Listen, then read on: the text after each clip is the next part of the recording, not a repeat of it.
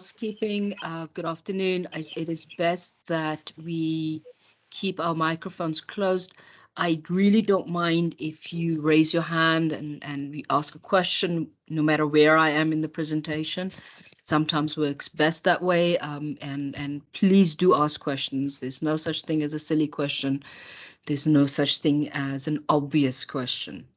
We don't all know what is happening, and it is best to ask. And you might just be helping your fellow students in the class, or later on who will be listening into the to the recording. Apologies, I'm going to be clearing my throat a lot. I have yeah. Excuse me. Okay, so this class is aimed at the exam preparation and assignment 2 feedback. We had assignment 1 feedback. We did not have time to put in very specific comments for each one of the assignments that we have marked. We've marked both of them. Simply the time constraints, and then, I wish we had the time to do so, but we are all involved in multiple courses and we just didn't have the time. Apologies for that. The reason we had the first feedback class was for exactly for that reason, to give you guys detailed feedback of our expectations. And in this one, it is the same. What I also want to do is talk to you about the exam preparation. It is not that far away, and I think it is best that we talk about it now rather than, I think, 7 days later. A week is almost a week before the exam, so I think it's the most appropriate time. I know all of the students do have busy lives, and quite a few of you might have started studying now properly for the subject. So I thought the timing works well. The outline of this presentation, I will be dealing with, of course, assignment 2 feedback, general information on the exam, the fact that we use Turnitin. What are the sources you should be looking at to study from, how to put things in your own words, what you should avoid, and of course, how to manage your stress. And I know this from my own personal experience, and I will say that already, that the way to deal with stress is by preparation. If you do preparation, the more prepared you are, the less stressed you will be. And of course, we have the exam is online. You will find it online on the My Exam platform. So we'll talk about that. We'll talk to the Invigilator app, which was first used last term. And I think it's very important that you understand what is going on there. Okay, so first, you've received your timetable, so you know you have an exam on the 12th of October. It is 4 hours. Last term as well, the exam was 4 hours. You will, if you are looking at previous exam papers, you'll see some were much longer. And that had to do with the simple fact that we were still dealing with the issues around lockdown and those sort of things. So we had a different format for the exam. We have now gone back to the way, well, as close as possible to sort of in-person exams. Gives you 4 hours. There are positives to it. The positive bit being that when it was a much longer exam, we require that you referenced extensively your answers. So we expected footnotes and bibliographies and so forth. That is not necessary. However, and this is a big however, we do expect you to reference a case. If we ask you a problem type question and it is similar facts to a case, you will have to reference it. If we ask you an essay type question and you have to refer to the Constitution, the promotion, like we had in the first assignment, we expect to see the legislation and the Constitution in a case being at least referred to in your text itself. Yes? So where there's a direct reference required, you will need to put that in. It is an open book exam. The Invigilator app will be used on the exam platform for this subject.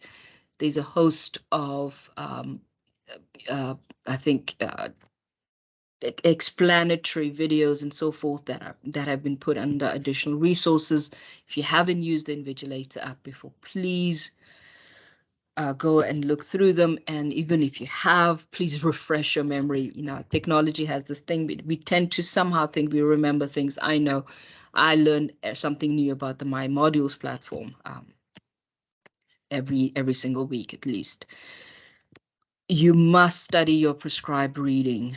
We're talking about, of course, the study guide, which is, as it says, a guide. It is a framework. And from that, you have to then move on to all the e-reserves, the cases, and the articles that are prescribed to you. You have to look, you have to read and understand the textbook.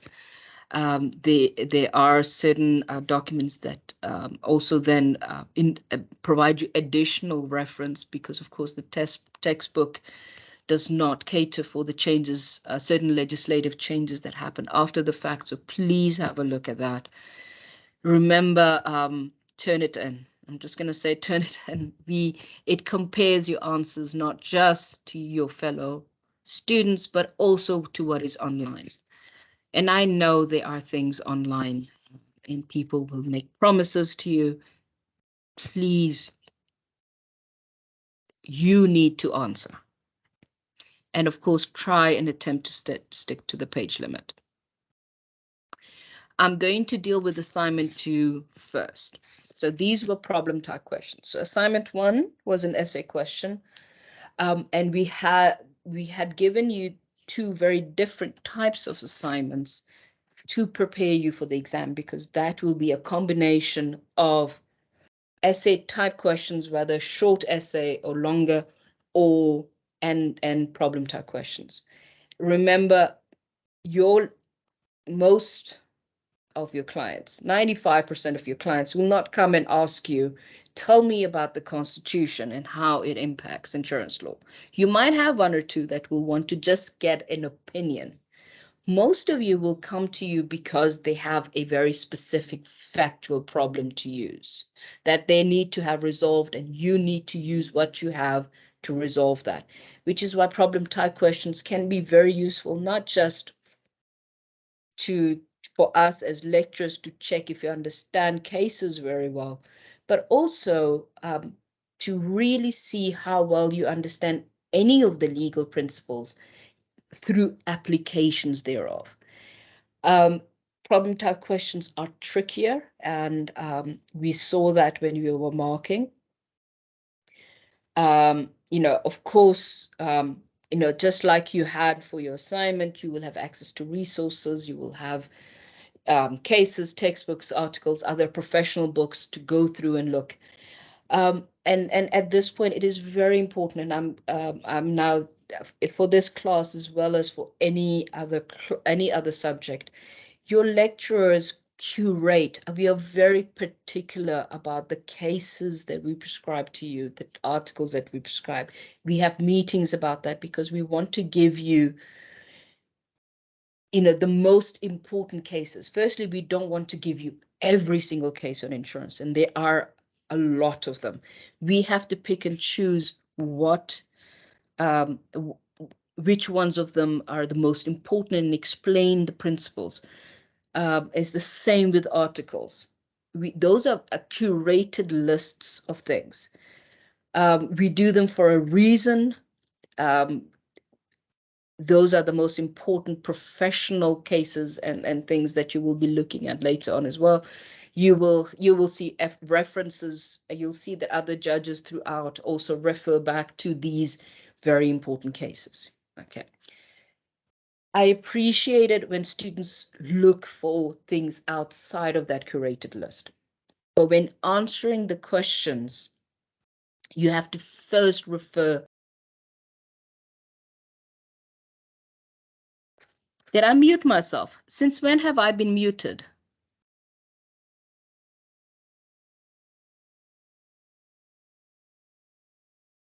Sorry, can I just ask, how long have I been muted? Since which slide? I thought I was You fine. haven't been muted, you're okay. Oh, okay, You've good. been Because I audible. just, oh, good. Okay, no, because for some reason I got a notice saying to me that I was muted. So I thought I was quite sure I hadn't muted myself. So I almost gave myself a heart attack. Apologies. Anyway, so always refer to those before you look beyond. And with the articles themselves, please, those are peer-reviewed, published articles. You will find a lot of law firms now have blog posts. They have, some version of journal thing that, their article clerks or even the directors write things. Those are not peer-reviewed journals, which is why we don't reference them. Okay, so please be very wary. A lot of them are just their opinion. They even on their blog post at the end, they will say, this is just an opinion, blah, blah, blah, so please be very wary. And the other thing that I do worry about is that when you start looking, and we would love you to do research, of course, but be also very careful to limit yourself to South Africa. We have a very specific type of legal system. Anything that is outside, whether it's American or English or even European, do not necessarily fit into our legal system. We have a mixed legal system. We have a bit of English. We have a bit of Roman Dutch. Even the Dutch currently don't have Roman Dutch. So please be very careful. Okay. So the first thing within a problem type question is that you have to identify the area of law that it falls within. Once you know the area, go to the study guide. It will tell you which paragraphs in the textbooks and cases and articles that are prescribed, and you go read those before attempting the assignment. Okay, this is not necessarily this will be useful to the exam if you have already studied. Yes. So in the first problem dealt with the problem with the issue of an insured who had agreed to a warranty. In this case, a promissory warranty. And we've had the historical position. You were held strictly liable, which is why, of course, warranties were very strictly scrutinized by courts. We had a piece of legislation that tried to connect this to the loss itself. However, the wording in the legislation was problematic and clearly does not cover promissory warranties. It only covers other forms of warranties. So if there was a case that you could have referred to, you could have referred to the Short-Term Insurance Act that tried to change that. You could talk to the textbook. You'll also see that the textbook authors, specifically in their opinion, say that there should always be a causal connection if you look at Roman Dutch law and all of that. But the law as it stands, black letter law, promissory warranties do not fall under the connection between, the requirement of a causal connection. Okay. If you discussed all of this and, you brought all of this in, you were fine. The second one dealt with a very real problem that people have all the time with property. When it's actual property, we're not talking about cars and things that move. You're talking about immovable property. Prices of property go up. So you had to look at the situation. Firstly, she had overinsured. So she had insured it for more than it was worth. However, a year later, she was underinsured. So you had to talk to me about these two concepts. I wanted to know if you understood what each of these meant. And And of course, there's a limit to what you can claim. You can only claim your actual loss. And in this case, the loss was 50%. And then we needed to see some form of calculation. And here again, I refer to the textbook paragraph. So these are all discussions that are happening. There were very specific sections of the textbook that dealt with that. We didn't expect a case here, but we wanted you to go and interact with the information, the nuanced information in the textbook. Okay. Okay. Now I'm stopping there. If there are any questions, because now I want to talk to the exam. Is that okay? Can I get a thumbs up from anyone? Okay, I'm going to take it as a thumbs up, even if I don't see one. By the way, welcome to everyone. I see some of us have, I see one. Thank you. I see some of the students have joined. I understand we all are struggling with the load shedding and connectivity issues. Just know that this session is being recorded so that, you know, other students who have bigger, similar issues, that I can always put the recording onto the exam platform for them to listen to and in preparation. It goes through Turnitin. You don't have an opportunity to view. We don't have any control over this. So just let me just put my hand up already. It's a system. I don't control decision making here. Yes, it will look at your study guide, other sources, online notes, and other students. There is no such thing as a specific correct percentage. You know, sometimes you would be expected to give a quotation. For example, just as an aside, you know, if you looked at assignment one of the things we really wanted you to understand is that the Constitution is the supreme law of the country. Not the most important, not a very important, it is the supreme law. All other laws have to conform with it. So that is a very specific wording. So everybody needed to have said that or written that. And of course, something like Turnitin would go, oh, all of these students said this. But of course, we understand that you have to write it. So there are certain things we expect, you know, there are certain kinds of words that are particular to insurance law. Under insurance, how it is, you know, it's defined or something like that will be exactly the same. So, you know, at least we sort of have an ability to interpret some of it.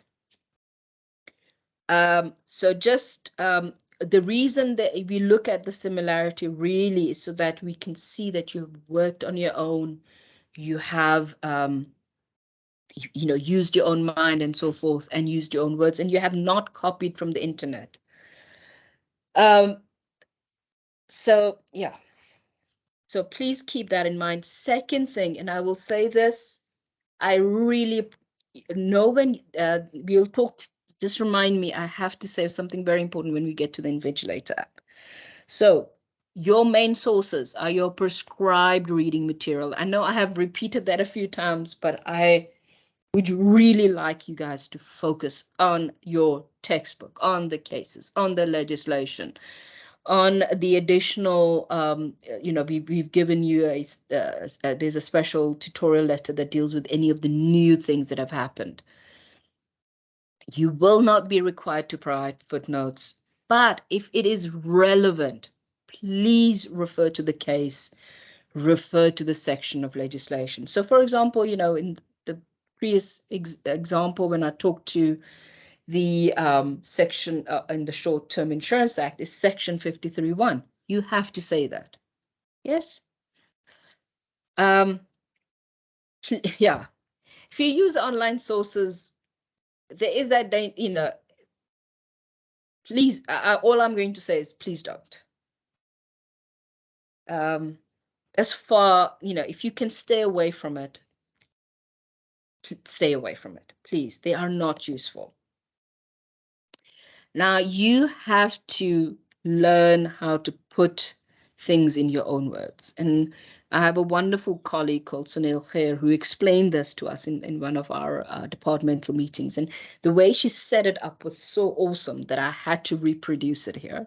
And which is why I reference her. So you know that this was not my work, it's somebody else's.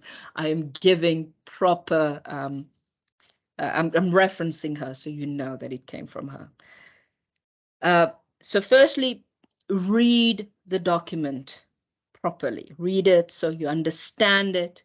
Take out what is important, what is relevant, and then use your own words to set it down.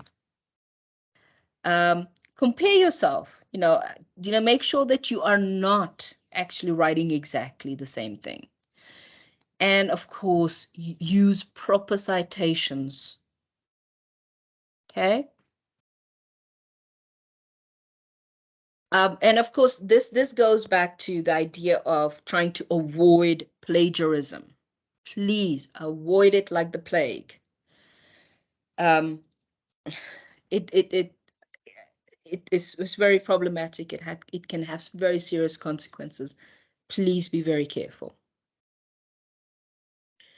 For example, this is a passage from your textbook, from your study guide. Is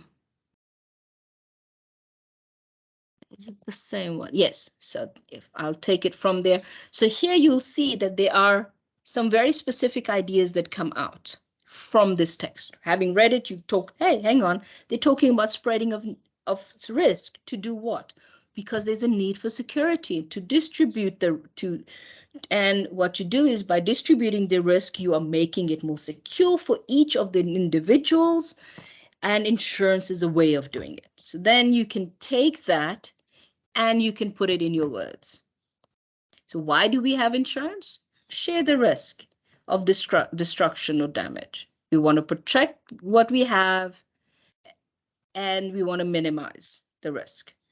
One of the ways is to spread. And this idea, you'll see some of the words stay the same. Yes, share the risk. These are very specific um, concepts, so you can't really change the wording, but you are still, as you can see, putting things in your own words. Yes. As you can see, it's much shorter as well. Sometimes, people who write articles and so forth can be more verbose than you, and you are here you're writing a lot less, but conveying the same ideas. I'm not going to go over problem type questions because we've done that already. Now, sometimes we will ask you, take an important question and say, discuss this. Why is this important? So what are you expected to do there? You have to, of course, know, you should have read the case. And, with the 4-hour exam, as we've said already early on, you should have read them and downloaded and read them. So what we expect is if you say, discuss this case and why it's important to insurance law, or it could even be a very specific instance, or let's say, take a complicated case like Artswater. That actually has great value to insurance law in more than one part of insurance law. It deals with warranties, it deals with reasonable person tests. So there is a lot there. So we will either tell you to, if you don't say, don't discuss the facts, then you will have to discuss the facts.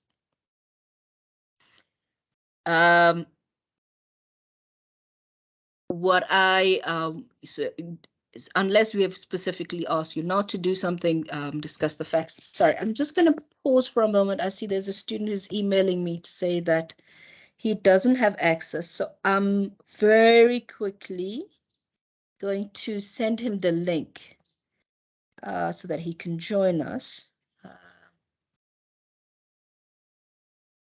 Hi.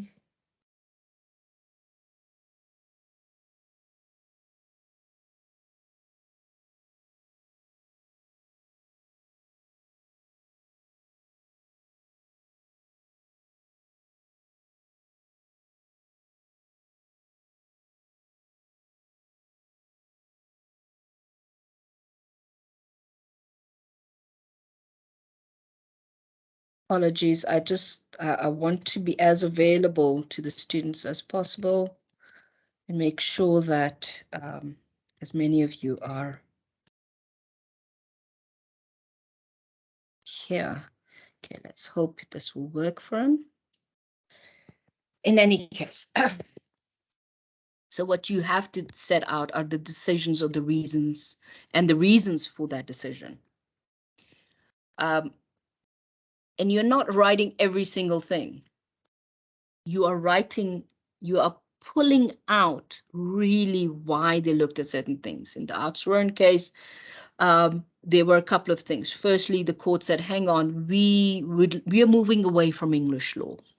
We do not have degrees of good faith.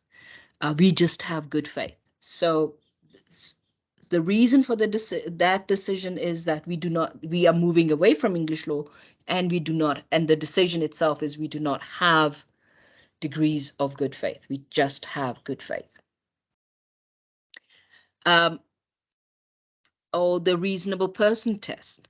Why are we looking? Are we looking at the reasonable, cautious, insured person, or are we looking at just a reasonable person? And the court, having looked at both things, went with the reasonable person. So you have to take those things out of the cases and see what is happening there. In some instances, you will also see that in your textbook or in the articles that we prescribe, they will criticize the cases. They'll say, hang on, the judge got that wrong. And that is the job of academics, to look at what are being decided and say, hang on, are you sure you were meant to do this historically, or having researched this or compared the laws? It shouldn't have happened in that way. And those are important things. So some instances, some of the cases themselves are incredibly important. They did very specific things. In other instances, they made a bad decision, and that is why it is a good decision to give to you guys to read. You read it, you know that you say, hang on, even judges make mistakes. And they have been told this is what the criticism was. So we expect you to have interacted quite deeply with these things. So, and in other instances, you will be given an issue to talk to, and then you will say, but this is the issue, and in this case, they resolve this issue. And your discussion of that case will then show how that problem that has been asked of you has been resolved. So the cases are quite important. For example, and I give an example here, Lake versus Reinsurance, the court defined contract. So we'll give you what the court said. A contract is between an insurer and an insured, where the insurer undertakes in return of a payment or premium to render to the insured a sum of money or its equivalent on the happening of a certain uncertain event in which the insured has some interest. Critically analyzed. So you have to know what this case is about. It's for 5 marks. So we wouldn't, so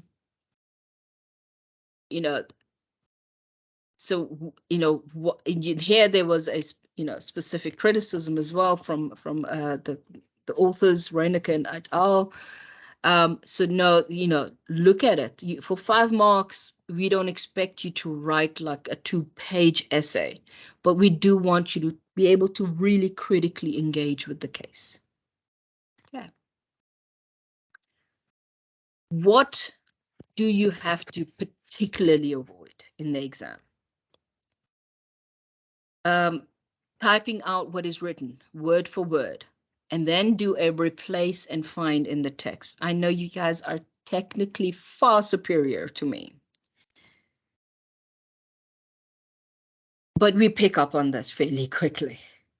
We want to see your understanding, your engagement. So by typing out what is written in your study guide, it's not sufficient.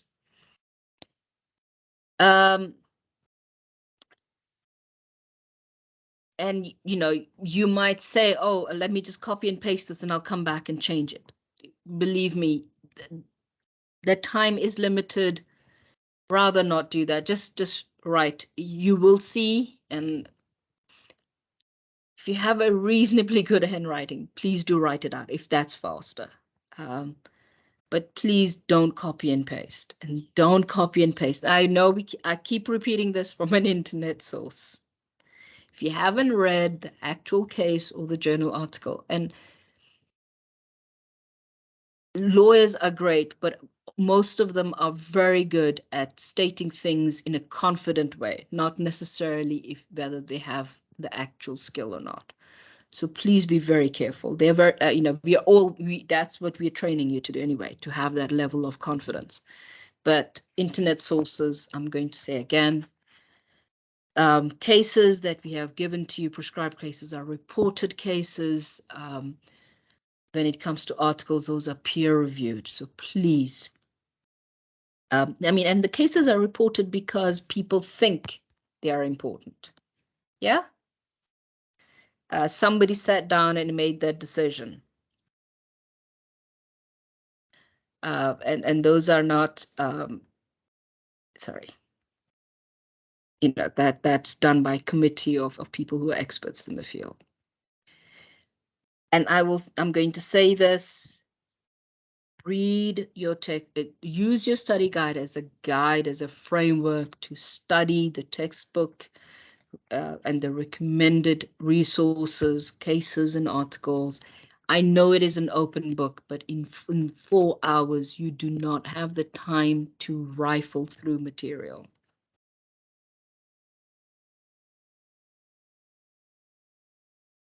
We understand that exams are stressful. Believe me, I know we are old. I'm old and I have white hair, but I know I still remember my exams. Of course, they're stressful. The best approach is to have studied, have your notes ready, and you don't have time to rifle through your textbook and cases and articles on the day. But if you have made notes, those are excellent to have handy because those will help you. Yes? So having studied through the material, make notes. The notes themselves will be useful. Promise you that. Answer from there. Of course, your notes have to be your understanding of the work. Where do you find the exam? You have to go to the My Exam platform. Of course, the page is going to look different, but follow the guide.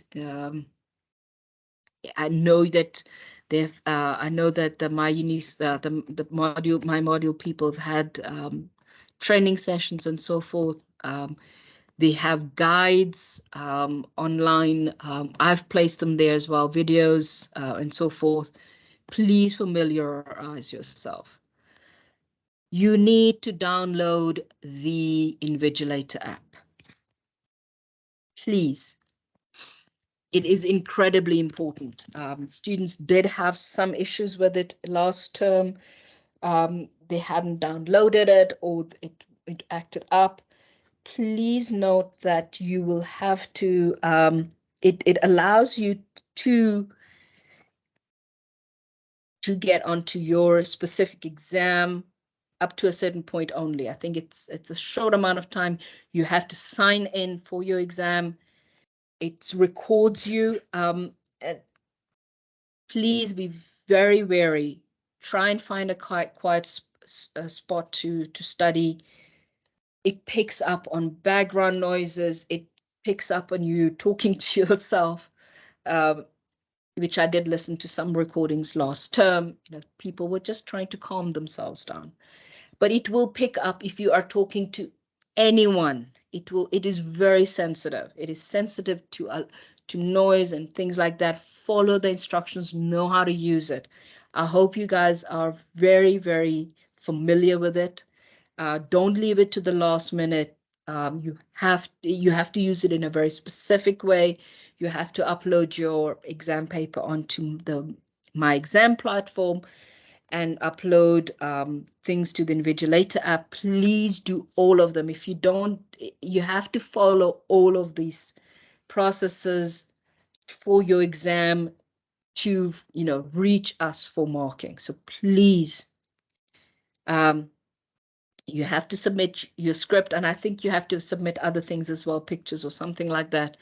You have to have a device that allows for a microphone and camera to act, I think. And I also just want to say, so you have to upload your script on the app and on the My Exam platform, please. Secondly, the Invigilator app is not something I can help you with. It is a group of people who are technical and so forth, and they are available on a WhatsApp line to help you. I have no technical experience or knowledge of how that, if things go wrong, I cannot help you. I can definitely not help you after the exam is over. Okay, so please do a demo test before the exam. You don't have time to be figuring it out on the day. The QR code is uploaded. There'll be a specific one. And I will say this, please, I know there are Signal chat lines and Telegram chat lines and WhatsApp. Your QR code is on the My Exam platform. Please don't use a QR code you have gotten from another student. We had issues last term where people used the wrong QR code. It changes from day to day, it also changes on, subject to subject. Please use the one on the right platform.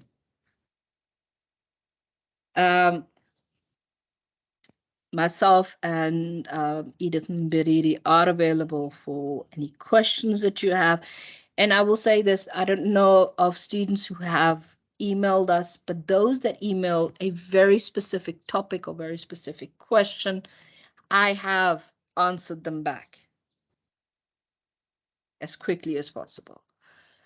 You have to study all your prescribed reading and use your study guide as a framework.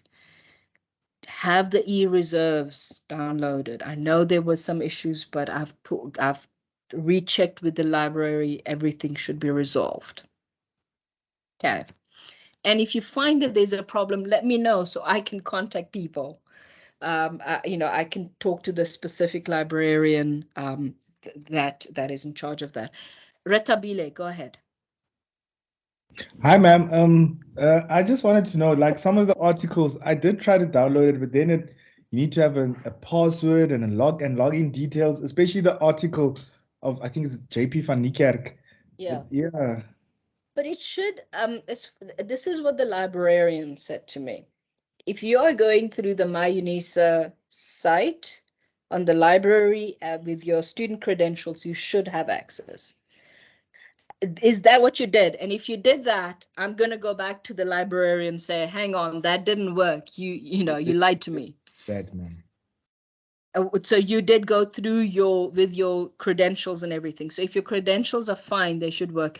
I know they've had a couple of issues with some of the service providers where these things are actually, and they had to reconfigure or talk to them because there were systems that were down on that side. But I can bring it up again. Okay, but I'll also just keep looking. Okay, thank you. Thank you. Candace, go ahead.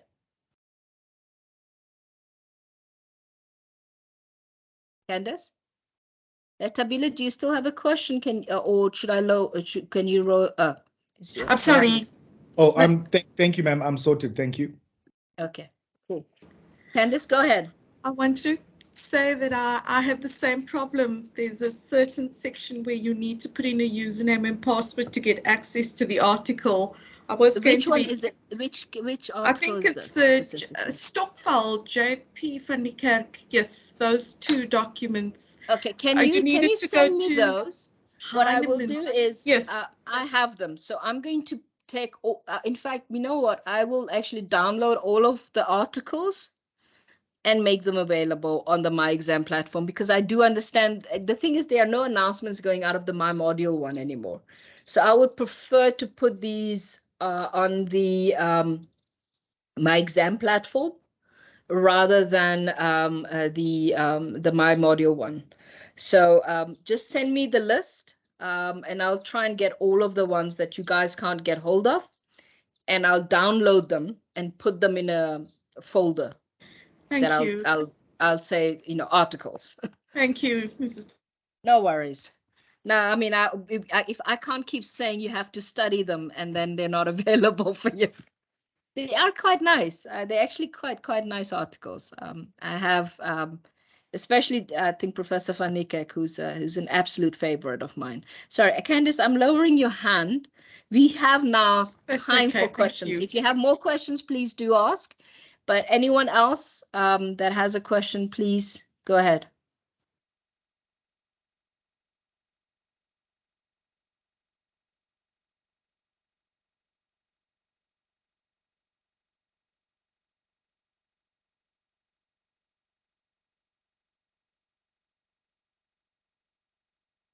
Any other questions? How worried are you? I shouldn't be asking that. Yes, Ratabile. Very worried. Now, I would.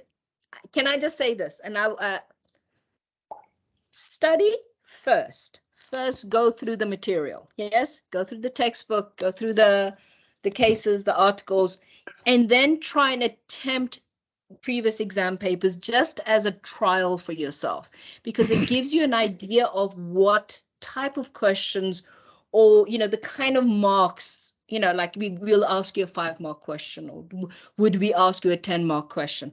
So those sort of things, just have a look. And when I say attempt them, don't say read the question, go, I know this, and then move on. At least try and in point form write something, and then go back and check if you got it right. That is how you will de-stress yourself, because you'll know whether you understand something or not. Can I just ask, just for interest sake, ma'am, there's no likelihood of like a 20-mark question, hey? I'm sorry. We set the paper in August. I don't think so. I am quite sure not. Pointless to ask if it's easy. I'm not going to be held. Don't hold me to it, but I'm quite sure I would not do that. It was a long while ago. We have to do these things way in advance. All right. No, thank you very much, Ron. That's pretty much all I can say from my side. Okay. Please do ask. This is your last sort of time to really rattle off any questions or anything. Yeah, sorry, ma'am. I did have a question. I think I had sent you an email also, but I don't think I just want to be sure. Can you just give me a minute? I just want to go back to my emails and see what I had asked.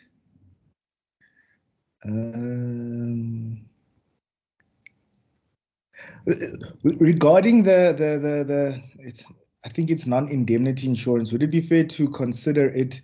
Would it be fair to consider life cover a non-indemnity insurance?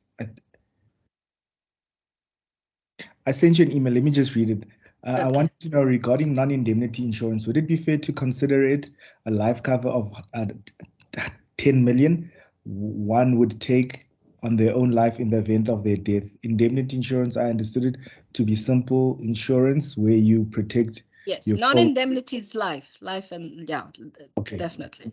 Yeah. That's what I wanted to know. And then also, ma'am, while we're on the topic, do you can, off the top of your head, the case law for when one takes their own life and has insured their own life and someone else is the beneficiary? I've been looking for it. I can't really find it.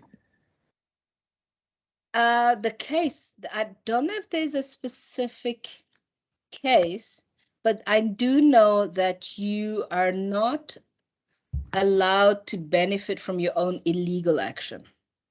Yes, that I know. However, yes, so there's that.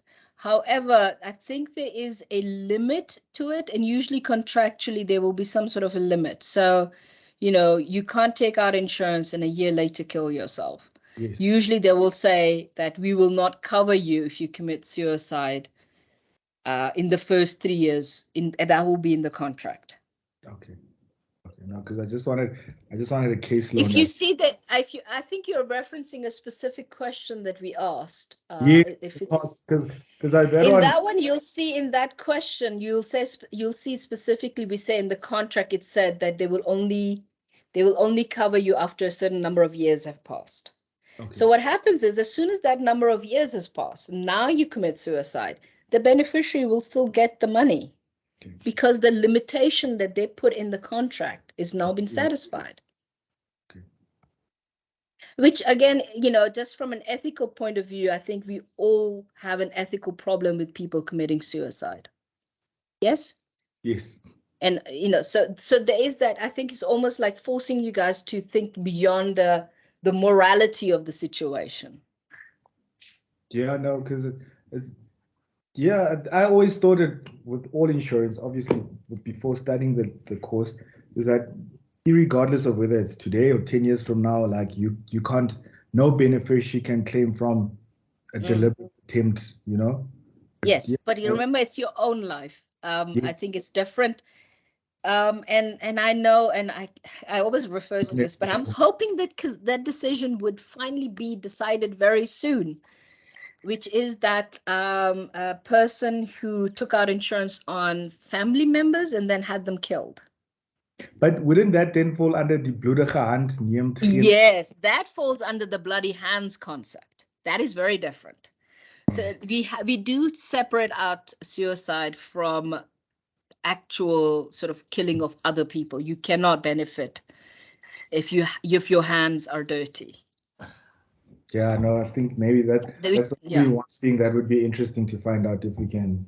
And it's interesting because right now there's a criminal case against her that is going through, and of course the balance there, beyond reasonable doubt, is a much higher threshold for the prosecutors to fulfill. But I do think that the insurance companies, if they cannot just get the money back, will probably sue her for civil, for based on the same reasons, but to get their money back. And that would be a far more interesting case for us, because we deal with civil matters, not criminal matters. Yes. But they are overlapped sometimes. Yes. All right. No, thank you, ma'am.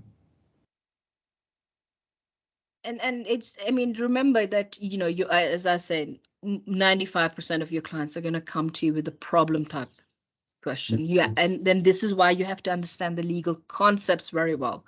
And the cases and the articles, the textbook really explain those very well. And you have to have a very good understanding of them. Yeah. So I will, please send me the list of articles that you're having difficulty with. I will make those available in a folder as far as possible. Yeah. And I am answering questions and queries. I usually take a little bit longer on the weekend. I'm usually, I do work and I do check my emails, but it takes me a little bit longer on the weekend to answer back. I do understand the urgency when exams are just around the corner. All right. No, I think even lecture is entitled to a weekend. Thank you, ma'am. Oh gosh, no, I haven't had a weekend in a long while. But yes, no, and I don't mind it at all. I like teaching, so that's part of it. And I understand that of course most of you are working, and quite a few of you will only be able to contact me over the weekend and really engage with things. So I have to take into account the special circumstances of my students as well. Are there any other questions?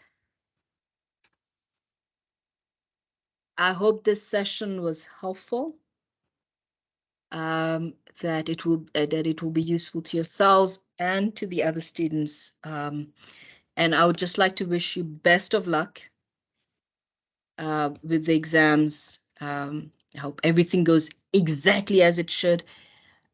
Please keep an eye on the load shedding schedule in your area. If you need to move to an area where there isn't load shedding, please do so. we are now all in this problem together, and the expectation is that you will manage your situation as far as possible. So please manage it. Make sure you keep a close eye on the timetable, get to the right places so that you have access and you can do the things you need to do to write this exam or any of the exams.